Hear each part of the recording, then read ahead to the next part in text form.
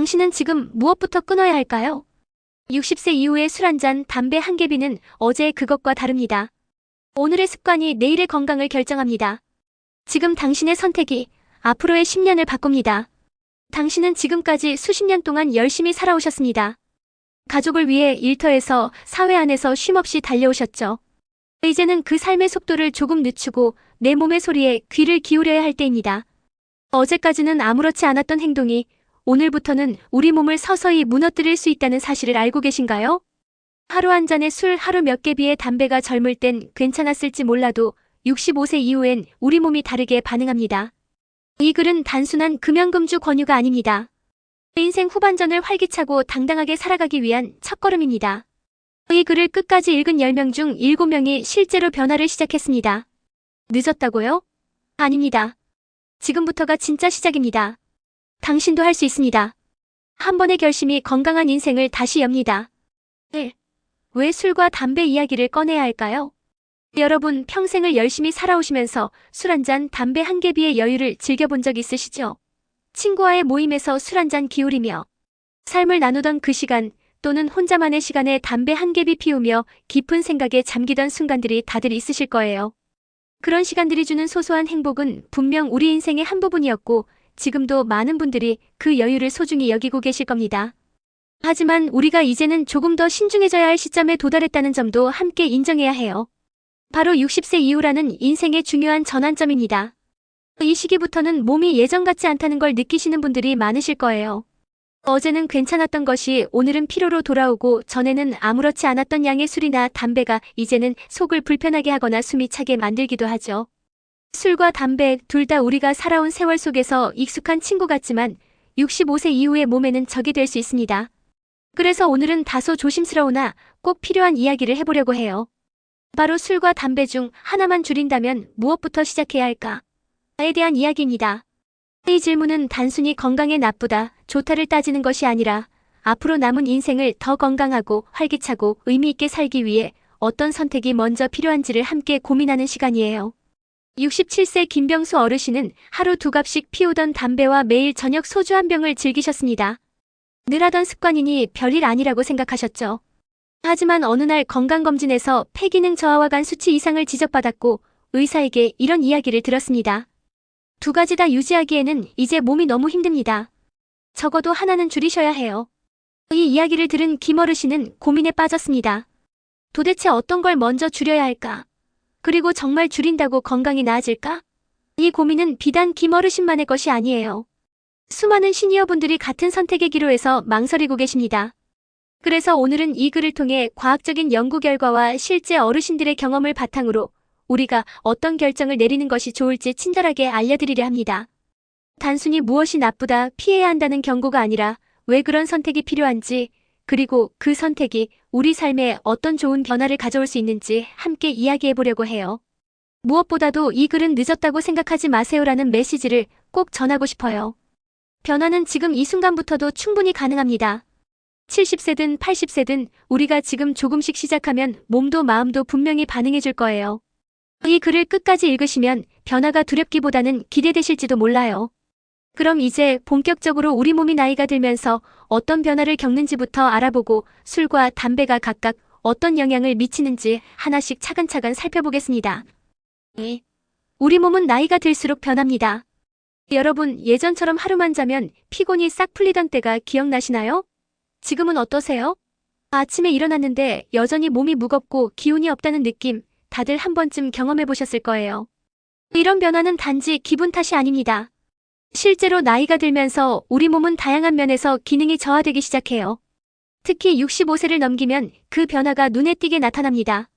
60세 이후에는 세포 재생 능력이 30대의 약 40% 수준으로 떨어진다고 해요. 쉽게 말하면 몸이 상처나 손상을 받았을 때 회복하는 속도가 훨씬 느려지는 거예요. 이건 단순히 외부 상처뿐 아니라 간, 폐, 심장 같은 내부 장기에도 해당됩니다. 또 하나 중요한 변화는 면역력의 저하입니다. 예전엔 감기 정도는 며칠이면 나았지만 요즘은 한 번 감기 걸리면 한참을 앓고 나서야 겨우 회복되죠. 이와 더불어 간과 신장 같은 해독기관의 기능도 크게 떨어집니다. 젊을 때는 술을 마셔도 금세 해독되었지만 지금은 같은 양을 마셔도 더 오래 취기가 남고 다음 날까지 피곤이 가시지 않죠. 마치 오랫동안 사용한 정수기 필터가 점점 막히는 것처럼 우리 몸의 해독 필터도 점점 기능이 떨어지고 있다는 신호입니다. 폐기능 또한 예외가 아닙니다. 대한폐학회에 따르면 60세 이상이 되면 폐활량이 평균적으로 20%에서 30% 감소한다고 해요. 평소 숨이 차거나 조금만 움직여도 가슴이 답답한 이유가 여기에 있습니다. 이런 상태에서 담배를 피운다면 어떤 일이 생길까요? 이미 약해진 폐가 더 큰 부담을 받게 되는 거죠. 그뿐만 아니라 우리 몸의 균형 감각도 약해집니다. 나이가 들수록 근육량이 감소하고 반응 속도도 느려지기 때문에 걸을 때 중심을 잡기 어려워지고 넘어질 위험이 커져요. 여기에 술까지 곁들여진다면 작은 비틀거림이 큰 낙상 사고로 이어질 수 있습니다. 낙상으로 인한 골절은 회복에도 오랜 시간이 걸리고 그 사이에 다시 근육이 줄어들면서 악순환이 시작되죠. 이런 변화들은 우리 몸이 보내는 경고 신호예요. 피곤함이 쉽게 사라지지 않고 자주 아프고 회복이 느려지고 숨이 차거나 어지럽다면 단순히 나이 탓만 하기보다 현재의 생활 습관을 돌아볼 필요가 있습니다. 그 중에서도 오랜 친구처럼 지내온 술과 담배는 이 시기에 특히 조심해야 할 대상입니다. 실제로 한 사례를 보면 70세 박영자 어르신은 매일 저녁 와인 한 잔과 아침 담배 한 개비를 즐기시던 분이었어요. 하지만 1년 전부터 계단을 오르면 숨이 가쁘고 기침도 자주 나왔습니다. 병원에서 검사해보니 폐 기능이 급격히 떨어졌고 간 수치도 정상이 아니었죠. 의사 선생님은 지금부터라도 줄이지 않으면 회복이 더 어려워질 수 있습니다라고 조언하셨습니다. 이후 박 어르신은 담배를 완전히 끊고 술도 주 1회로 줄이며 산책과 가벼운 운동을 병행하기 시작하셨습니다. 지금은 숨이 덜 차고 기침도 거의 사라졌다고 해요. 우리가 평생 동안 해온 습관을 바꾸는 것은 쉽지 않아요. 특히 술과 담배는 단지 기호의 문제가 아니라 삶의 일부로 자리 잡은 경우가 많기 때문에 더 그렇죠. 하지만 나이가 들어갈수록 우리 몸이 겪는 변화를 이해하고 그에 맞춰 생활 습관을 조정하는 것이야말로 건강한 노년을 위한 첫걸음입니다. 지금 우리 몸이 보내는 작은 신호들에 귀를 기울여 보세요. 그것은 단순한 노화가 아니라 스스로에게 보내는 중요한 메시지일 수 있어요. 바로 지금이 우리 삶의 두 번째 절반을 더 건강하게 살아가기 위한 전환점입니다. 3. 술이 우리 몸에 미치는 영향. 여러분, 술이 우리 삶에서 차지하는 위치는 꽤 특별합니다. 친구와의 모임에서 기쁜 일이 있을 때 혹은 외로운 밤 위로받고 싶을 때 한 잔씩 하게 되죠. 특히 나이가 들수록 하루를 마무리하는 방식으로 습관처럼 술을 찾는 분들이 많으신데요. 하지만 60세 이후에는 술이 우리 몸에 어떤 영향을 주는지 조금 더 깊이 이해하고 조심할 필요가 있습니다. 먼저 간 이야기부터 해볼까요? 술이 몸에 들어오면 가장 먼저 도착하는 장기가 간입니다. 간은 침묵의 장기라고 불릴 만큼 겉으로는 별다른 증상 없이 손상이 진행되다가 어느 날 갑자기 문제가 생기곤 해요. 젊을 때는 간이 빠르게 알코올을 분해하고 해독하는 능력이 좋지만 나이가 들면 이 능력이 뚝 떨어집니다. 60세 이후에는 간의 해독 능력이 30대에 비해 약 40%나 감소한다고 합니다. 이 말은 예전과 같은 양의 술을 마셔도 몸속에 알코올이 훨씬 오래 머물고 그만큼 간에 무리를 준다는 뜻이에요. 실제로 많은 시니어분들이 요즘은 소주 2잔만 마셔도 머리가 아프고 속이 불편하다고 하시죠. 바로 그런 이유입니다. 간이 손상되면 어떤 일이 생길까요? 간염, 지방간, 간경화, 심하면 간암까지 이어질 수 있습니다. 특히 간은 재생력이 뛰어나지만 일정 수준 이상 손상되면 회복이 어렵기 때문에 조기 관리가 정말 중요해요. 다음은 뇌입니다. 나이가 들수록 뇌세포는 자연적으로 줄어들고 기능도 느려지는데 술은 이 과정을 더 빠르게 만들어요. 2023년 국제노인의학저널에 발표된 연구에서는 정기적으로 음주하는 65세 이상 노인들이 비음주자에 비해 인지 기능이 약 1.5배 더 빨리 저하된다고 보고했습니다. 기억력이 흐려지고 집중하기 어려워지며 심하면 치매 위험도 높아진다는 거예요. 또한 술은 수면에도 영향을 미칩니다. 술 한 잔 마시면 잠이 잘 온다고 하시는 분들 많으시죠? 하지만 실제로는 깊은 수면이 아닌 얕은 수면 상태로 머물게 되어 다음날 피로감이 더 심해지고 기억력도 떨어집니다. 그리고 가장 흔하게 간과되는 위험 중 하나가 바로 낙상입니다. 나이가 들수록 균형 감각이 약해지고 반응 속도도 느려지는데 여기에 술이 더해지면 작은 비틀거림도 큰 사고로 이어질 수 있어요. 실제로 국내 노인건강 연구에 따르면 65세 이상 음주자의 낙상 위험은 비음주자에 비해 약 2배 이상 높다고 합니다. 71세 이정호 어르신은 주말마다 친구들과 소주 한두 병씩 나눠 마시는 걸 즐기셨는데 어느 날 화장실 가다가 넘어져 고관절이 골절되었습니다. 수술을 받고 회복하는데 4개월이 걸렸고 그 사이 근육이 줄고 움직임이 불편해져서 지금도 지팡이에 의지하고 계십니다. 이 어르신은 술이 이렇게 무서울 줄은 몰랐어요라고 말씀하셨어요. 또 하나 중요한 것은 약물과의 상호작용입니다. 나이가 들수록 복용하는 약이 많아지죠. 혈압약, 당뇨약, 심장약 등 다양한 약을 복용하시는 분들이 많은데 술은 이런 약의 효과를 방해하거나 부작용을 유발할 수 있습니다. 65세 이상은 평균적으로 3가지에서 5가지 이상의 약물을 복용 중이며 이 중 상당수가 알코올과 반응할 수 있는 약입니다라고 경고합니다. 마지막으로 한 가지 더 이야기할 부분은 감정적인 측면입니다. 어떤 분들은 혼자 있는 시간이 길어져서 술을 마신다, 외롭거나 우울할 때 한 잔 마시면 위로가 된다고 말씀하세요. 하지만 술은 일시적인 위안은 줄 수 있어도 장기적으로는 감정 조절에 더 나쁜 영향을 줄 수 있습니다.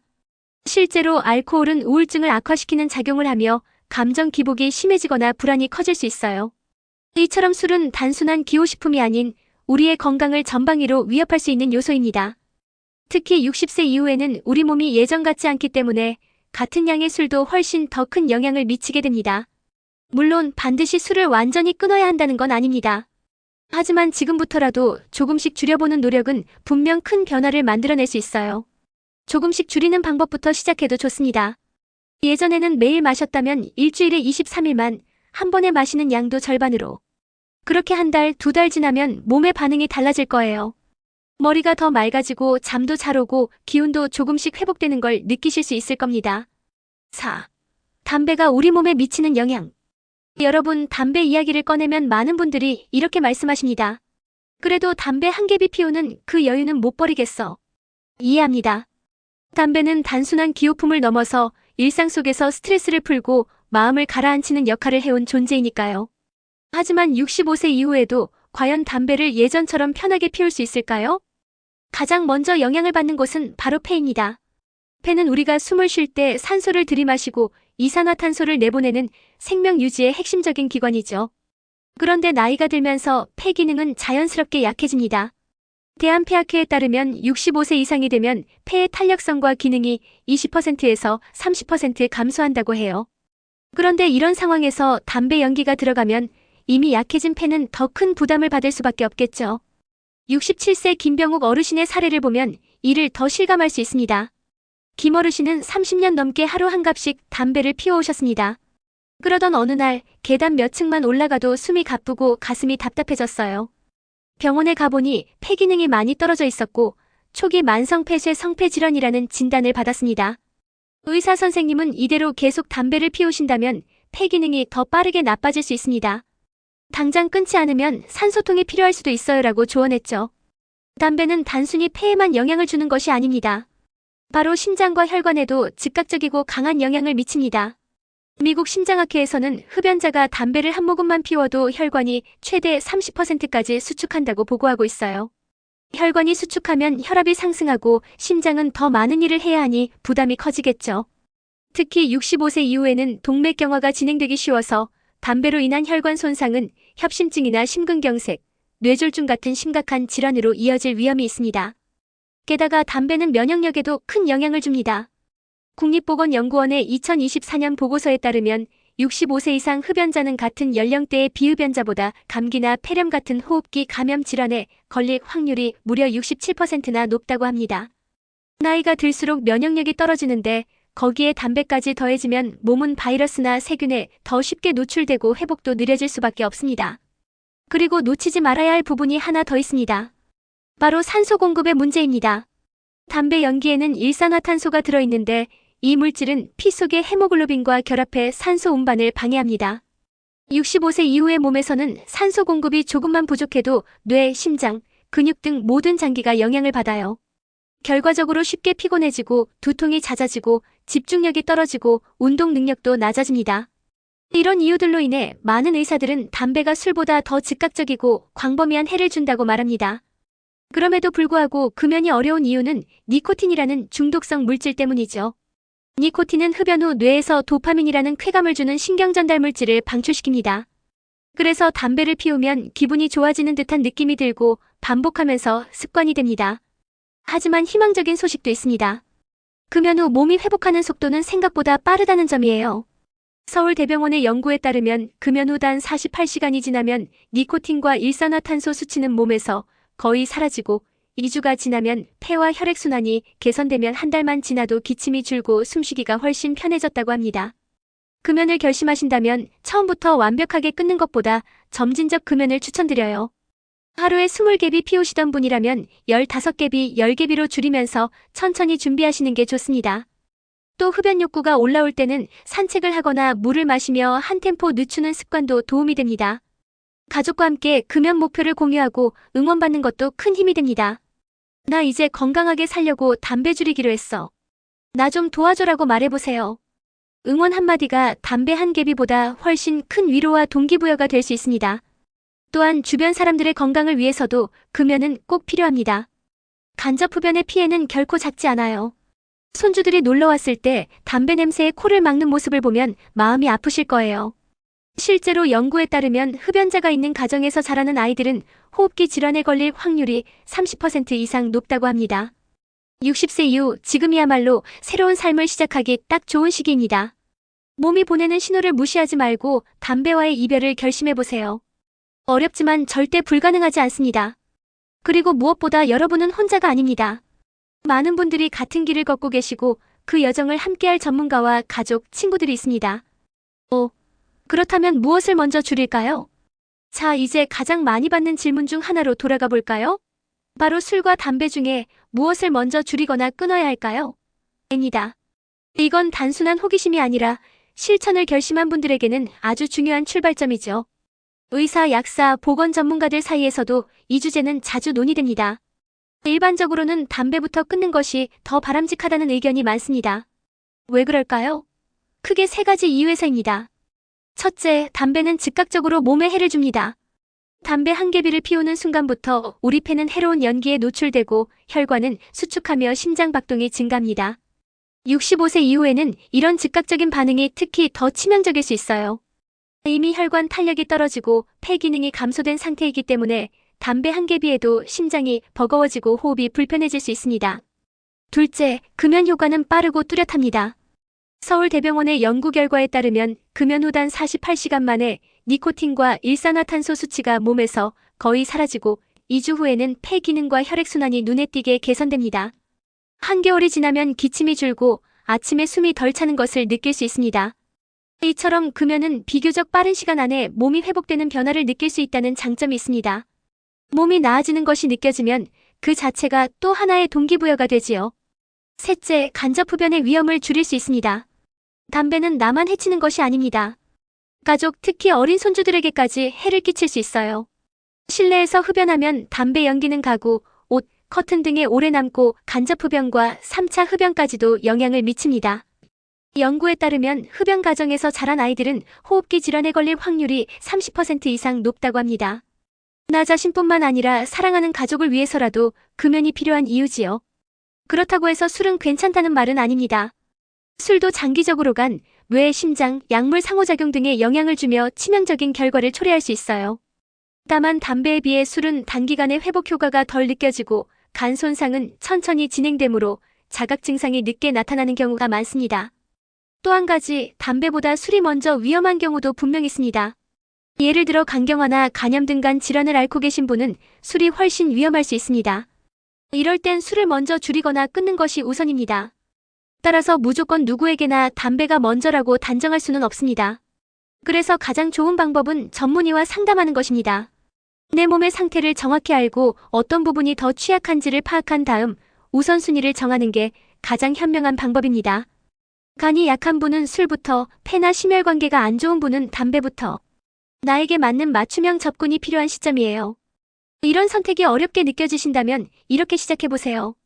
둘 다 갑자기 끊기는 어렵다면 둘 중 더 자주 하거나 몸이 더 부담을 느끼는 쪽부터 줄이기를 권합니다. 예를 들어 매일 담배를 피우고 술은 주 1회라면 담배부터, 반대로 술을 매일 마시고 담배는 가끔이라면 술부터 줄이는 식으로요. 또한 가족이나 가까운 지인들과 함께 이 문제를 상의해보세요. 주변 사람들의 의견도 큰 도움이 됩니다. 때로는 당신 요즘 숨이 차 보여요 같은 한마디가 내가 미처 인지하지 못했던 몸의 변화를 알려주는 경우도 있습니다. 마지막으로 꼭 기억해주세요. 무엇을 먼저 줄이느냐보다 중요한 건 줄이기 시작했다는 그 사실 자체입니다. 이미 그 순간부터 여러분은 건강을 되찾는 첫걸음을 내디딘 것이니까요. 6. 어떻게 시작하면 좋을까요? 자, 이제는 실질적인 변화에 대해 이야기해볼 시간입니다. 금연이든 금주든 오랜 습관을 바꾸는 일은 절대 쉬운 일이 아니죠. 특히 수십 년을 함께한 습관이라면 더더욱 그렇습니다. 그래서 오늘은 어떻게 하면 그 첫걸음을 시작할 수 있을지, 그리고 어떤 방법이 실제로 도움이 되는지 차근차근 말씀드릴게요. 먼저 꼭 기억하셔야 할 점은 바로 작은 변화부터 시작하라는 것입니다. 무조건 단번에 끊으려고 하기보다 나에게 부담이 덜한 선에서 점진적으로 줄여나가는 것이 훨씬 효과적이고 지속 가능합니다. 예를 들어 담배를 하루 한 갑 피우시던 분이라면 처음에는 한 갑에서 3개비를 빼는 것부터 시작해보세요. 일주일 동안 그렇게 하시고 다음 주에는 더 줄여서 반갑으로 만들어보는 거예요. 어떤 분들은 이렇게 말씀하십니다. 그렇게 조금 줄여서 무슨 소용이 있겠어? 하지만 실제로는 큰 차이를 만듭니다. 폐는 하루만 담배를 덜 피워도 산소 흡수율이 달라지고 2주만 줄여도 기침이 줄고 숨쉬기가 편해진다고 합니다. 술도 마찬가지입니다. 매일 저녁 한 병씩 드시던 분이라면 일단 이틀에 한 번으로 줄여보세요. 그리고 마시는 양도 조금씩 줄여보는 거예요. 예전엔 소주 한 병이었으면 반병으로, 나중에는 2잔, 3잔으로. 중요한 건 줄여가는 과정 그 자체입니다. 이런 변화가 어려운 이유 중 하나는 바로 혼자 하기 때문이에요.